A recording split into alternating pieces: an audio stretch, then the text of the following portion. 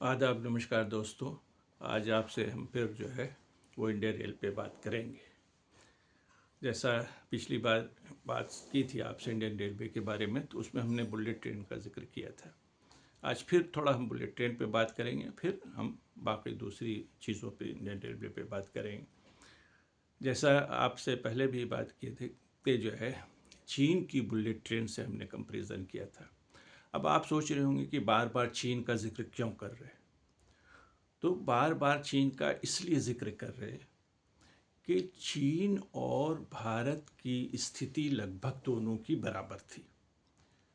बल्कि आपको शायद यकीन न हो कि कई मामलों में भारत जो है चीन से आगे था।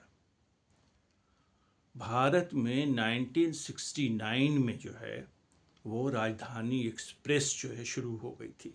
120 के रफ्तार से चलती थी, जो आज भी चलती है। आज भी सबसे प्रीमियम ट्रेन जो है भारत की वो राजधानी ही है। हालांकि कई ट्रेनें और दूसरी खुल गई, शताब्दी खुल गए, वंदे भारत चल रही है, अमृत भारत चल रही है, लेकिन जो राजधानी की बात है वो अभी भी दूसरी ट्रेन उसका कंपैरिजन में कीजिएगा तो उसकी तुलना में अभी भी वो राजधानी ही आपको आगे मिलेगी। और 1969 में भारत में जो है राजधानी चली और चीन ने 2000 के बाद अपने यहाँ जो है बुलेट ट्रेन का नेटवर्क शुरू हुआ। हम आज़ाद हुए 1947 में, चीन में व्यवस्था बनी 1949 में। लगभग इसीलिए हम बार बार कंपैरिजन कर रहे हैं, ताकि आपको ये समझ में आए क्यों मतलब जो है मतलब हम पीछे रह गए और कैसे रह गए। चीन की आर्थिक स्थिति 1949 में भारत से भी खराब थी। आप उसका फिगर उठाकर देखें। भारत की तो हालत ख़राब थी, दोनों ही एग्रीकल्चर बेस्ड कंट्री थे। चीन भी उस वक्त एग्रीकल्चर पे पूरी तरह से डिपेंडेंट था और जो है भारत में भी। बल्कि चीन में जो क्रांति आई थी उसमें बहुत मतलब हिंसा भी हुई थी, बहुत अव्यवस्था भी पैदा हो गई थी। उसके बाद जो है चीन ने जो है वह धीरे धीरे धीरे धीरे जो है वहाँ स्टेबिलिटी आई। और भारत में तो शुरू से लोकतंत्र रहा और जो है शुरू में हमारी भारतीय अर्थव्यवस्था जो है मिक्स्ड इकोनॉमी अपनाई गई, समाजवाद और पूंजीवाद का मिश्रण। और जो है इस तरीके से देखा जाए तो चीन में जो पहली बार जो है बुलेट ट्रेन का मतलब शुरुआत की थी वो 2000 अप्रैल 2007 में वो बीजिंग से तियानजिन के लिए जो है वो चली थी। उसके बाद तो जैसे मतलब जो है आप चीन का कोई भी प्रोजेक्टर देखें तो जैसे 2000 के बाद वो बुलेट ट्रेन की तरफ से चल रही है। किसी सेक्टर में आप उसका कोई मैन्युफैक्चरिंग देख लीजिए और दूसरी कोई चीज़ बुलेट ट्रेन देख लीजिए कि भाई 2008 में वो शुरुआत मतलब फुल्ली ऑपरेशनल हो गई। 2013 आते आते जो है वो 10,000 का नेटवर्क खड़ा कर दिया। 2024 आते आते उसने जो है 45,000 खड़ा कर दिया और 2025 के अंत आते आते 50,000 बुलेट नेटवर्क चीन ने शुरू कर दिया। और हमारी अभी जो मुंबई से अहमदाबाद 508 किलोमीटर है उसका काम जो है 2021 में शुरू हुआ और कहा जा रहा है कि 2027 में पार्शली और 2029 में जो है महज 504 किलोमीटर। कहाँ 50,000 किलोमीटर 2025 में जो गुजर गया चीन ने कंप्लीट कर लिया। और कहाँ जो है हम 500 किलोमीटर के लिए वो भी हम जापान की मदद से, वो ट्रैक भी जापान बना रहा है और पूरे प्रोजेक्ट को भी फाइनेंस जापान कर रहा है। चीन ने जितने भी नेटवर्क बनाए वो सारी उसकी टेक्नोलॉजी अपनी और अपने फाइनेंस से बना रहा है।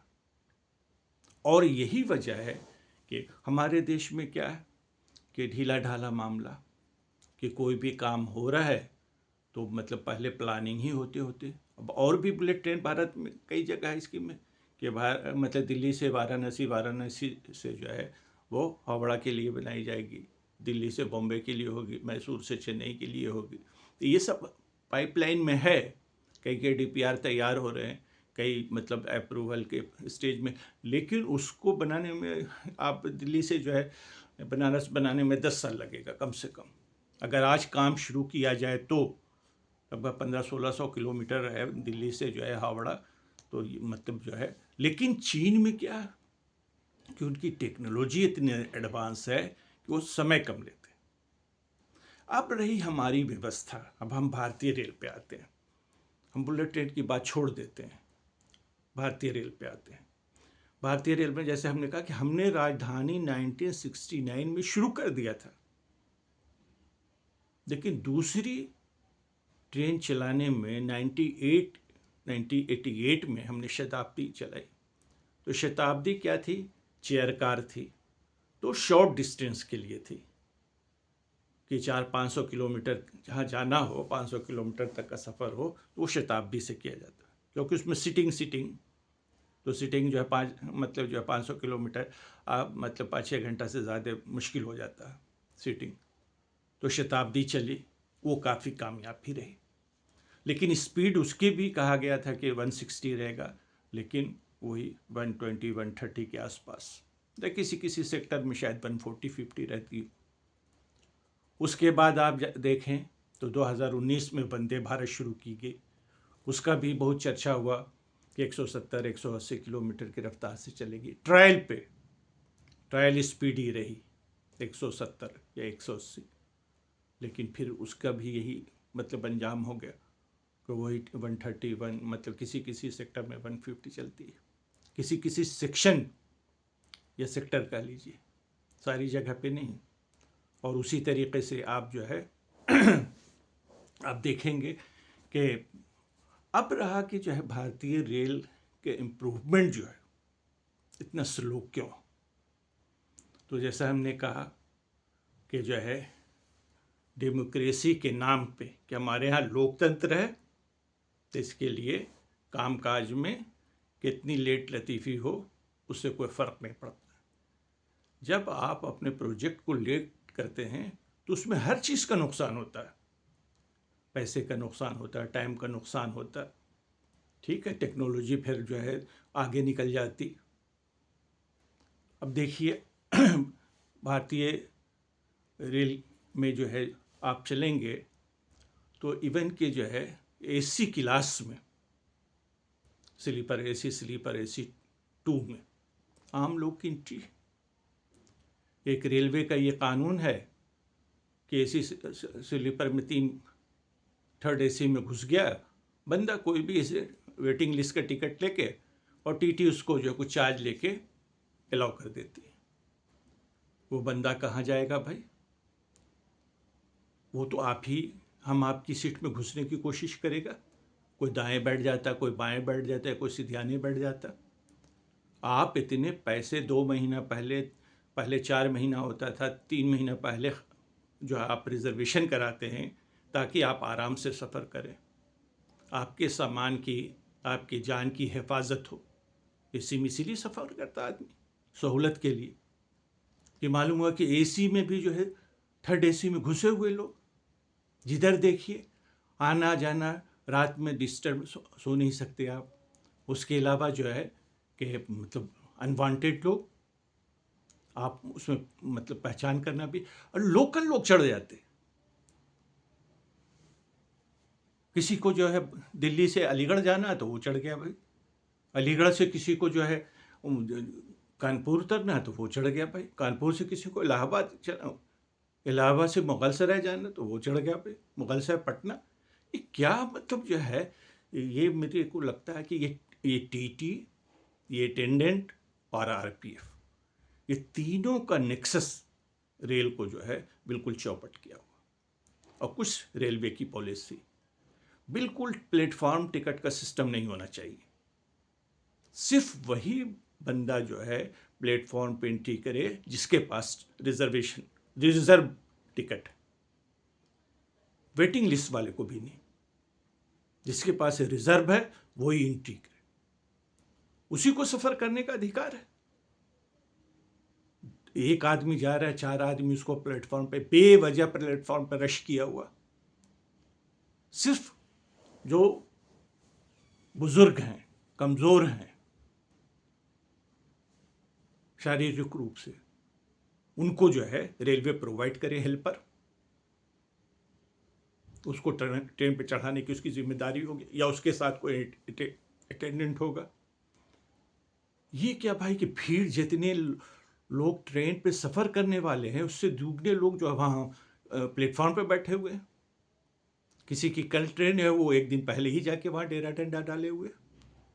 अब हर चीज़ ऑनलाइन है, आप स्टेटस ऑनलाइन देख सकते हैं, आप देख कर चलिए। और इंडियन रेलवे को अपना स्टेटस अपडेट करना चाहिए। सारी दुनिया कहाँ से कहाँ पहुँच गई। आप देखिए कहीं दुनिया में ऐसा होता है, चीन, जापान या यूरोपियन कंट्री में, कि हर वक्त स्टेशन पे 200-400 लोग बैठे हुए। किसी भी प्लेटफॉर्म पे देखिए, जहाँ पे ट्रेन आ रही है वहाँ भी, जहाँ पे ट्रेन नहीं आएगी वहाँ पे भी लोग बैठे हुए। इससे क्या होता है कि मतलब बेवजह का रश, इनडिसिप्लिन, एकदम जो है, और जो है असुविधा। कई बार ऐसा होता है कि प्लेटफॉर्म पे आप चल नहीं सकते, इस तरीके से लोग बैठे रहते प्लेटफॉर्म पे। जैसे प्लेन में होती है इजाज़त कि आप जो है 2.5-3 घंटा पहले जो है एंट्री होगी जी, उसके बाद एंट्री बंद कर दी जाएगी। इतना नहीं कर सकते तो कम से कम जो है अनवांटेड लोग जो हैं, जो उस पर सफ़र करते हैं, पहुंच जाते हैं प्लेटफॉर्म पे, जिन्हें जाना नहीं, बेवजह का भीड़ इकट्ठी करते हैं। तो ये रेलवे आप सिर्फ जो है अमृत भारत चलाया, उसका भी वही नॉन एसी। दुनिया कहाँ जा रही है, हम पीछे जा रहे। और मतलब जो है हम कहते हैं कि हमने ये कर लिया, हमने वो कर लिया। चीन ने जो है मैगलेव ट्रेन, पहले भी आपने बात की थी, जो है शंघाई में 30 किलोमीटर का सफ़र महज 19 मिनट्स में कर लेते। 450 किलोमीटर की रफ्तार से चल रही। और अभी चीन ने जो है एक अभी मतलब एक्सपेरिमेंट किया है, तो आप देख के मतलब जो है सुपर कंडक्टिंग जो है मैगलेव ट्रेन, जिसकी रफ्तार 700 किलोमीटर पर आवर। आप इमेजिन कीजिए कि यहाँ से पटना आप 1.5 घंटे में पहुँच जाएंगे। 700 किलोमीटर, पटना 1000 किलोमीटर है। उसको चलने में, उसका ट्रैक बनाने में अभी वक्त लगेगा। इसी तरह से जापान ने भी टेस्ट किया है कि जापानी मैगलेव ट्रेन चलाने के लिए उन्होंने 600 किलोमीटर का ट्रायल करने वाले हैं। उन्होंने टारगेट रखा और 505 किलोमीटर की रफ्तार से वहाँ ट्रेन चलेगी। ये शंघाई मैगलेव ट्रेन भी जो है 480 किलोमीटर ट्रायल में उसकी स्पीड गई, लेकिन वो 450 किलोमीटर पर आवर की रफ्तार से चलती है। कहाँ 700 किलोमीटर की रफ्तार से, कहाँ 500 किलोमीटर की रफ्तार से। और जो है 350 किलोमीटर तो आम पूरे चाइना में चली रही है। 50,000 का नेटवर्क बढ़, 200 से 350 per hour, kilometre per hour. उसी तरीके से जापान और दुनिया के दूसरे मुल्कों में भी, जैसा हमने पहले भी आपसे कहा कि अफ्रीका के कई देशों में, मोरक्को में चल रहा है बुलेट ट्रेन, इजिप्ट में चल रहा है, जो हमसे मतलब इकोनॉमिक हालत भी जिनकी हमसे कमज़ोर है। उज़्बेकिस्तान में चल रहा है, टर्की चलो इकोनॉमिकली हमसे बेहतर है, वहाँ चल रहा है। लागोस वगैरह में चीन ने मतलब जो है शुरू कर दिया, जो हमसे इकोनॉमिकली कमज़ोर है, लेकिन वहाँ भी शुरू हो गया। इसलिए मतलब जो है चीन की जो एक चीज़ है कि वो बातें कम करता है, काम से आता है। हमारे देश में क्या है कि काम कम बातें ज़्यादा, खूब बढ़ चढ़ के बोलो, अब बाकी जब काम अपना देखते हैं तो काम पीछे। आप प्लेटफॉर्म पे जाइए, फैसिलिटीज़ बिल्कुल नदारद, बैठने की जगह ठीक से नहीं, प्लेटफॉर्म पे साफ सफाई नहीं। कंपार्टमेंट में जाइए तो वहाँ मतलब जो है बाथरूम की थोड़े दिन ठीक ठाक रहता, फिर वही मेंटेन नहीं। तो ये जिम्मेदारी किसकी है? रेलवे की जिम्मेदारी, और साथ में हमारी भी जिम्मेदारी। एक भारतीय नागरिक होने के नाते हमारी जिम्मेदारी है कि हम जो है अपनी जिम्मेदारी को भी निभाएं, लेकिन साथ साथ रेलवे को भी चाहिए कि वो अपनी जिम्मेदारी। तो आज इतना ही, फिर आप किसी विषय पे हम आगे बात करेंगे। आज के लिए इतनी ही। आप हमारे चैनल को शेयर और सब्सक्राइब ज़रूर करें। Thank you very much.